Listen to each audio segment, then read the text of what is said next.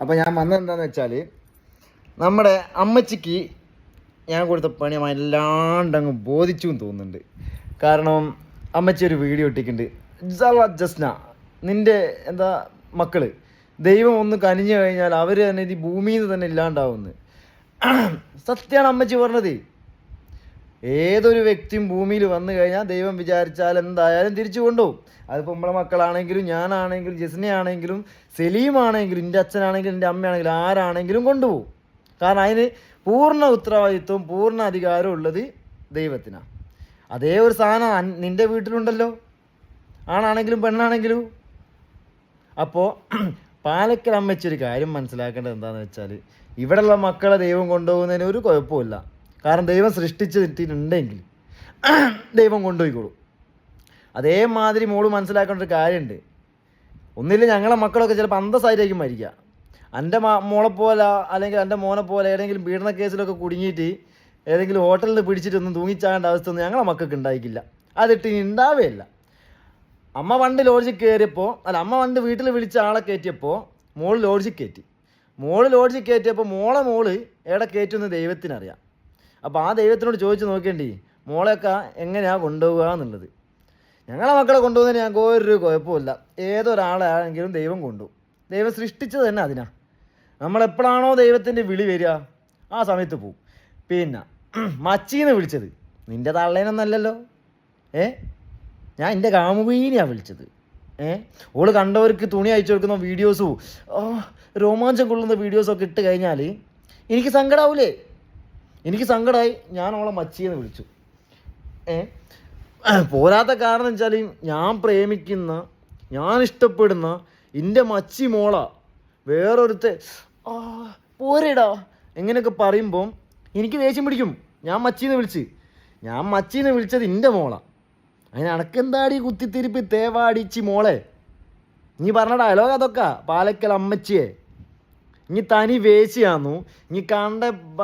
ഇനി പണ്ട് ജോലി ചെയ്തത് എന്ത് പ്രവർത്തനമാണെങ്കിലും അതിലിങ്ങി കണ്ടമാന ആൾക്കാർക്ക് കയറി മേഞ്ഞു കൊടുത്തതും ലോഡ്ജിൽ നിന്ന് പിടിച്ചതും എല്ലാ തെളിവും ഞാൻ കൊണ്ടുത്തരാമെന്ന് പറഞ്ഞിട്ട്, അല്ലെങ്കിൽ എൻ്റെ അടുത്ത് ഉണ്ട് എന്ന് പറഞ്ഞപ്പോൾ അനക്കെന്താ എൻ്റെ വീട്ടിൽ നിന്ന് പിടിച്ചത് പൊങ്ങിയില്ലേ? പൊന്തി ഉണ്ടാവില്ലല്ലേ? ഞാൻ എൻ്റെ ഓനോട് ചോദിച്ചു, ഓട്ടോക്കാരനോട് ചോദിച്ചു നോക്ക് പൊന്തുവോന്ന്. വീട്ടിൽ നിന്ന് പിടിച്ച കാര്യം പൊന്തുവോ എന്നുള്ളത് ഓൻ്റെ ഓട്ടോക്കാരനോട് ചോദിച്ചു നോക്ക്. ചിലപ്പോൾ ഓൻ്റെ ചിലപ്പം പൊന്ത് ഉണ്ടാവും. അതുകൊണ്ട് അമ്മച്ചി ഒരു കാര്യം മനസ്സിലാക്കേണ്ടത് എന്താണെന്ന് വെച്ചാൽ, ദൈവം എന്ന് പറയുന്നത് എപ്പോൾ വേണമെങ്കിലും പണി തരാം, എപ്പോൾ വേണമെങ്കിലും നല്ലത് ചീത്ത തരാം. ഒന്നുറപ്പാണ്, എനിക്ക് ചിലപ്പോൾ എന്തെങ്കിലും മോശങ്ങൾ കാര്യങ്ങളൊക്കെ സംഭവിച്ചിട്ടുണ്ടെങ്കിൽ പോലും ജസ്ന സലീം എന്ന് പറയുന്ന ഒരു പെണ്ണിന്, ഒരു താത്തയ്ക്ക്, അല്ലെങ്കിലൊക്കെ ഭാഷയിൽ പറയുന്ന ഒരു വൃത്തികെട്ടോളോ ഏത് ഭാഷയിൽ പറയുന്ന ആ ഒരു പെണ്ണിന് ദൈവം സഹായിച്ചിട്ടില്ലാന്നോ അല്ലെ ദൈവം കൂടല്ലാന്നോ ഞാൻ ഒരിക്കലും പറയില്ല. ഞാൻ ഓളുമായിട്ട് കച്ചറ ഉണ്ടാവലുണ്ട്, എല്ലാ കാര്യങ്ങളും ഉണ്ടാവലുണ്ട്. എന്നാൽ പോലും ഓളോ കൂടെ എന്നെക്കാട്ടും, ഞാനൊരു ഹിന്ദുവാണ്, ഈ പൻ്റെ ഭാഷയിൽ പറഞ്ഞാൽ ഹാഫ് മുസ്ലിം ഹാഫ് ഹിന്ദു, എന്നാൽ പോലും ഓളോ കൂടെ ദൈവം ഉണ്ട് എന്നുള്ളത് എനിക്ക് നന്നായിട്ടറിയാം. കണ്ടും കിട്ടിയിട്ടും അനുഭവിച്ചു അറിഞ്ഞ ആളാണ് ഞാൻ. അപ്പോൾ ഓളൊരു കാര്യം എനിക്ക് മനസ്സിലായി, ഓളെ കൂടെ ദൈവമുണ്ട്, അത് മൂക്കും മനസ്സിലാവും. അപ്പോൾ അമ്മച്ചി ഒരു കാര്യം ചെയ്യാം, സ്വന്തം കക്കൂസ് തോണ്ടുക. ഇവിടെ വന്നിട്ട് ഞങ്ങൾ 2 കക്കൂസ്, 2 ഉള്ളൂ കേട്ടോ അമ്മച്ചിയെ, ആ 2 കക്കൂസ് തോണ്ടാൻ അമ്മച്ചി വരണ്ട. അത് ഞാൻ മച്ചിക്കൂ പിന്നെ വെടിപ്പോര ബീവിക്കും വെച്ചതാ, അത് ഓരങ്ങ് തോണ്ടിക്കോളൂ. മോക്കുള്ള വടയും ചായയും മോളെ അമ്മേനോട് ചോദിച്ചു നോക്കുക, ആരാണ് അമ്മച്ചിയെ ഇന്നെ ഉണ്ടാക്കിയെന്ന്.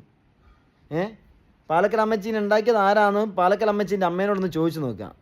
പിന്നെ ഇനി പണ്ടൊരു വീഡിയോ ഇട്ടീന്, ഏതോ ഒരു ചെങ്ങായി എന്തോ പറഞ്ഞിരിക്കുന്നും പറഞ്ഞിട്ട് ഓൻ്റെ വീട്ടിൽ പോയിട്ട് വീഡിയോ എടുത്തിട്ട് ഇതാക്കി ഞാൻ ഏടെയാടാ കാണിച്ചെന്ന്, ഞാൻ 7 നാൾ എന്നെ പിടിച്ച് എന്താ ഞാൻ എന്നെപ്പറ്റി എന്നെ ലോഡ്ജിൽ നിന്ന് പിടിച്ചെന്ന് പറഞ്ഞപ്പോൾ എനിക്ക് ഇവിടെ വന്ന് ചോദിക്കാനുള്ള ചങ്കൂറ്റല്ലേ? അതില്ലായിട്ടാണോ അല്ലെങ്കിൽ സംഭവം ഉള്ളതാണെന്ന് നമുക്കറിയാലോ. അതില്ലായിട്ടായിരിക്കും അല്ലേ ഇവിടെ വന്ന് ചോദിക്കാത്തത്? ഇവിടെ അതേമാതിരി 3 സ്റ്റെപ്പാണല്ലേ? 3 സ്റ്റെപ്പാണല്ലോ നമുക്ക് ഇവിടെ വീടിന്.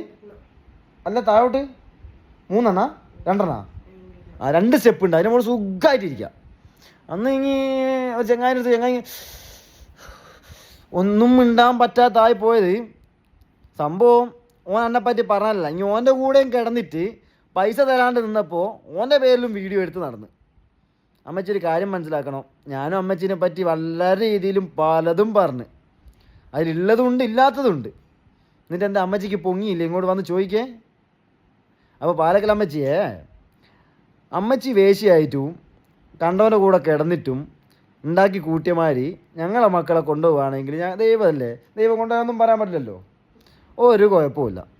അതേമാതിരി തന്നെ ഇവിടെ എത്ര എണ്ണം ഉണ്ടോ, ഇപ്പോൾ 2 എണ്ണം 3 എണ്ണം 4 എണ്ണം ഉണ്ടാവും മക്കളാണിത്. അതിപ്പോൾ 1 ആണെങ്കിലും 2 ആണെങ്കിലും അതേമാതിരി അവിടെ ഉണ്ടാവൂലേ. അത് മുകളിലുള്ള ആൾ ഒന്ന് കണ്ണടിച്ചാൽ അതും പോവും.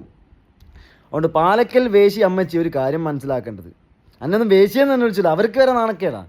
കാരണം ഒരു അന്തസ്സാരി ശരീരം വിറ്റ് ജീവിക്കുന്നവരാ. ഇനി എൻ്റെ കാര്യത്തിന് വേണ്ടിയിട്ട് ശരീരം വിറ്റ് ജീവിക്കുന്നതല്ലേ, ഒരു നേരത്തെ അന്നത്തിന് വേണ്ടിയിട്ട് വിറ്റ് ജീവിക്കുന്ന പാവങ്ങളാ. ആ വേശി എന്ന് പറയുന്നത് ഒരു എന്താ പറയുക, ഒരിത് വേണം, പറയാനുള്ളൊരിത് വേണം. അതുകൂടി എനിക്കില്ല. അതുകൊണ്ട് എൻ്റെ മോളെന്താക്കുക, അങ്ങനത്തെ കാര്യങ്ങളൊക്കെ ആയിട്ട് വരണം, ഞങ്ങൾക്ക് പാലിക്കൂല. ഓക്കെ, പിന്നെ ഗുഡ് ബൈ അമ്മച്ചിയെ.